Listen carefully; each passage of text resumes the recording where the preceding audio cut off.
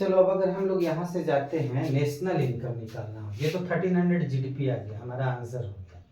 अगर हम लोगों को नेशनल इनकम निकालना हो रहता, नेशनल इनकम, तो हम लोग जानते हैं नेशनल इनकम क्या होता है, एनएनपी एट एफसी होता है।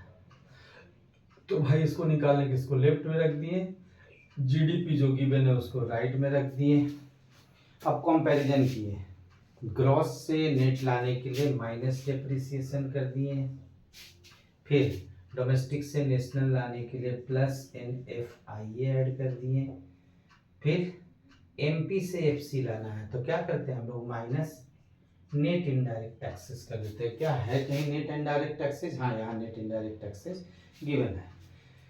अब देखो यहाँ पे इसका वैल्यू पुट करते हैं, जीडीपी MP का वैल्यू तो 1300 करोड़ था, माइनस डेप्रिसिएशन तो कंजम्पशन ऑफ फिक्स्ड कैपिटल, यही मैक्सिमम लिखा हुआ मिलेगा, ये 80 कर देते हैं, प्लस NFIA यहाँ पे कितना है, NFIA net factor income from abroad 100 rupees है, माइनस नेट इनडायरेक्ट टैक्सेस दिया हुआ है 100, तो ये 100 तो ऑटोमेटिकली कैंसिल हो जाएगा। यहाँ 1300 से 80 माइनस करो 0, 10 माइनस 8 2 और 2 हो जाएगा 1220 करोड़, ये हमारा हो गया आंसर।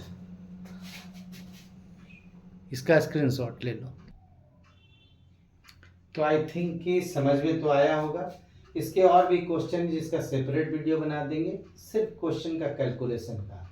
तो आई थिंक कि एक्सपेंडिचर मेथड का बेसिक तो क्लियर हो गया है।